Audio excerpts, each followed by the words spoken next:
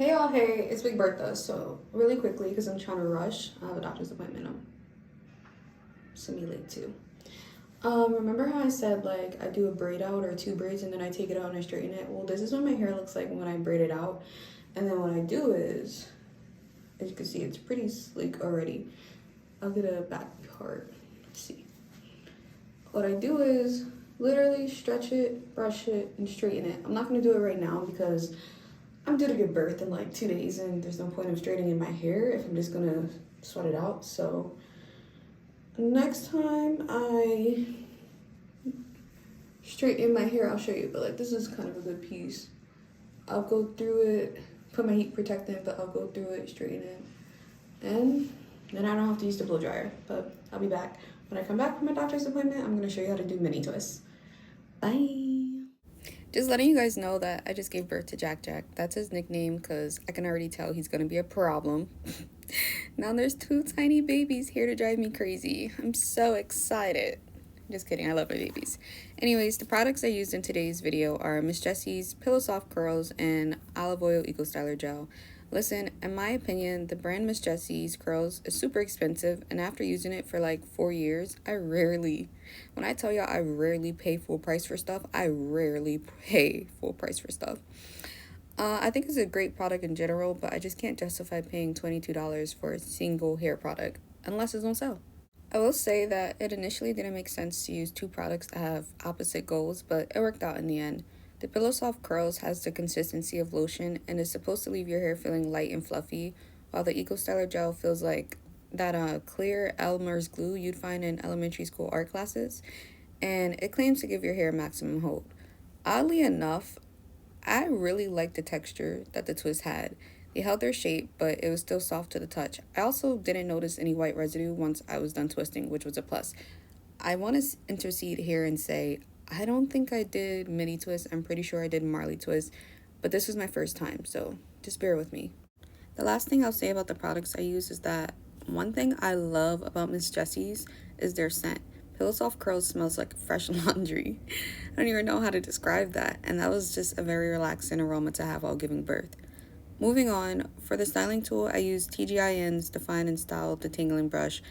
It's currently on sale for about $13 at Ulta, which is half the price of the D4 original styler brush from Denman. I think everyone knows what I'm talking about, like the either 9 or 7 row Denman brush. I'm not gonna lie, the Define and Style brush is a really good dupe to the Denman brush. I might do a wash and go comparing the two in the future just to confirm, but I'll let you guys know if I decide to do that. So let's get into today's topic, hair porosity. I saw a lot of comments on my previous video talking about hair porosity, and I just wanted to share my opinions. Prior to doing my research, I felt like hair porosity was one of those hair characteristics that I honestly didn't feel like mattered too much in terms of your hair's health. Like, if anything, it just tells you how to get moisture into your hair shaft. Also, I want to clear up a definition for hair shaft and hair cuticle, since a lot of people, including myself, tend to use them interchangeably. The hair shaft is the visible part of the hair that sticks out of the skin. The hair cuticle is the outermost part of the hair shaft. It forms scales of dead cells that protect and strengthen the hair shaft. When people talk about hair porosity, they are typically talking about how tightly bound the hair cuticle scales are to each other. The informal definition for hair porosity is just how many spaces the hair cuticle has to allow moisture to enter the hair shaft and also be retained. Think about it like this. Low porosity hair has a low amount of spaces, normal porosity hair has a normal amount, and high porosity hair has a high amount. The three hair porosities can be categorized like this. Low porosity hair, the hair cuticle lays flat, leading to a low absorption rate. The hair can retain moisture once it's inside the hair shaft. It just takes more time to get the moisture in. This causes the hair to take longer to dry and for product to build up on the hair shaft. High hair porosity. The hair cuticle sticks up, leading to a high absorption rate, but low moisture retention, due to the moisture quickly evaporating before the cuticle is able to seal it in. This causes the hair to dry quickly and become frizzy. Medium hair porosity. The hair cuticle lays in a quote-unquote normal fashion where the hair cuticles are not closely linked together like they are in low porosity hair, but they're also not raised up like they are in high porosity hair. Medium hair porosity has a normal rate of absorption and it's able to easily retain moisture in the hair shaft. Another term I want to define, because I got confused about it too, is moisture. Moisture is just the presence of a liquid in trace amounts. So when I say that high hair porosity has a high absorption rate but low moisture retention, I'm simply stating that water can easily enter the hair shaft, but it can also just as easily be evaporated and removed from the hair shaft. Last comment about this I want to add. High porosity hair does well with protein treatments, while low porosity hair does well with moisture treatments. I'll do another video discussing the difference between moisture and protein treatments and when to use them. Interestingly enough, before doing my research, I knew that I had low hair porosity, but I noticed I couldn't do protein masks very often because it would cause my hair to look dry and then it would just get very stiff. Yeah, my hair thrives off of moisture masks. So there's some anecdotal evidence if you needed some. So continuing on what I was saying, Afro texture hair has more bends and twists in the hair shaft that doesn't allow the cuticle to lay flat. This could be potentially why Afro texture hair is more closely associated with the higher hair porosity. But again, remember that everyone's hair is different and there's no one size fits all to hair. Although hair porosity is genetically determined, there are some factors that can affect your hair's porosity. Things that could cause you to have a high hair porosity include excessive heat, manipulation, or brushing/combing of the hair, and UV damage from excessive sun exposure. To further break this down, when you use excessive amounts of heat, you dry out the hair cuticle, which causes it to become brittle and break down more easily, thus resulting in it becoming more porous. With excessive manipulation/combing and brushing, the more the hair strand rubs against each other, especially when dried out, the more opportunity there is for friction and breakage, which again results in the hair cuticle becoming more porous. Lastly, the UV rays from the sun can alter our DNA that then ultimately causes damage in the hair cuticle, again causing it to become more porous. Side note, y'all, but growing up black, they lied to me. My family told me black people don't sunburn, so we didn't need sunscreen, right? So the first time we traveled to the Caribbean, guess what happened? We all got sunburned. I got it the worst though. It was so bad that my scalp had sunburn. Do you know how bad that is that you can't even wash your hair for weeks because your scalp has sunburn? So be warned, the sun can definitely damage your hair and cause the cuticle to become more porous. Anyways, things that could help smooth the hair cuticle. Creating a lower porosity are smoothing the product down while styling and sealing in moisture with oil or gel. Ways to help low porosity hair to retain moisture include being lightweight with product and water. I personally try to spray the least amount of water possible in my hair before it starts to form water beads on the surface. Then I'll add the product on my hair, making sure it's evenly distributed between my fingertips and that it's not a whole glob just going onto my hair. I also use steam from the shower to lift the cuticle to allow moisture in while conditioning. Then afterwards, I rinse the conditioner out with cold water so the moisture is retained. By the way, I am so sorry for the breathing. That's Jack. I just want to reiterate that hair is not one size fits all. Just like hair can have multiple textures on the same scalp, it can also have multiple porosities. For example, I noticed that the top of my hair has a higher porosity than the bottom of my hair. I am sure this is due to sun exposure damaging the very top layer of my hair. This is also why it's important for your hair to be sectioned in different ways, as to not have the sun's rays continuously damage the same section. Or you could just wear a hat or scarf, whatever works for you. There's multiple tests you could use to determine your hair's porosity.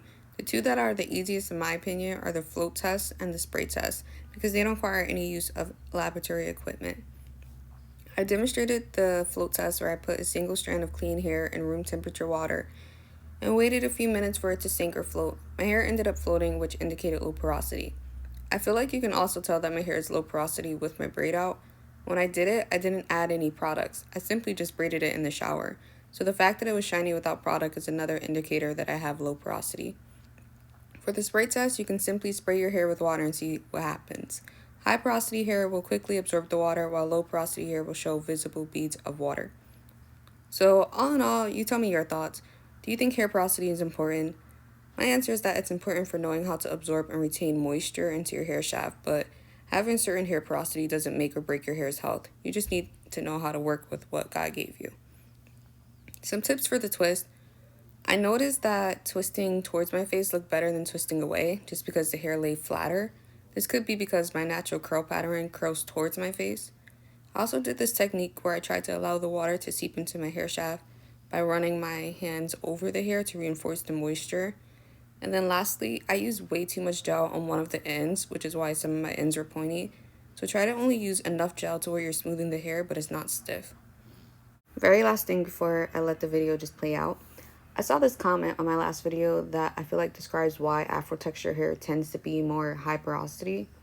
You can just pause it if you want, but I'll read the part that I think is most important. So at Hair4It2347 said, I think we as people of African descent should understand why our Afro texture hair is dry, brittle, and prone to breakage. Our hair is designed to facilitate our survival in hot climates. Its tendency towards breakage helps to keep it short so that it isn't lying on our faces, necks, backs, and shoulders, making us even hotter. Our hair's coily texture ensures that it is standing off of our bodies, and its bushiness not only helps to protect us from the sun, but regulates our body temperature as well. I think that is such a great comment just because it explains why we have different hair porosities. So I'm gonna let the video play out.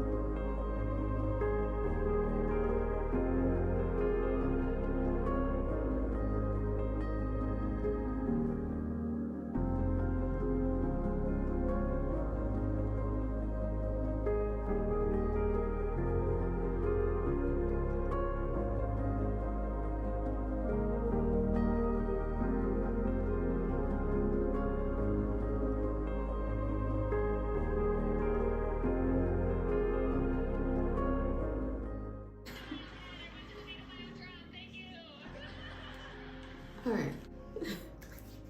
I'm done. Finally. So, not bad.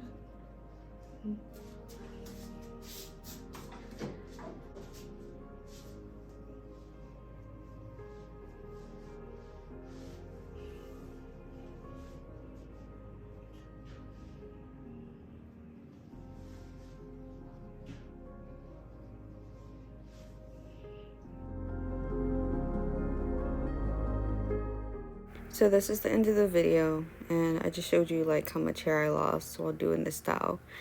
So have a good day. Bye.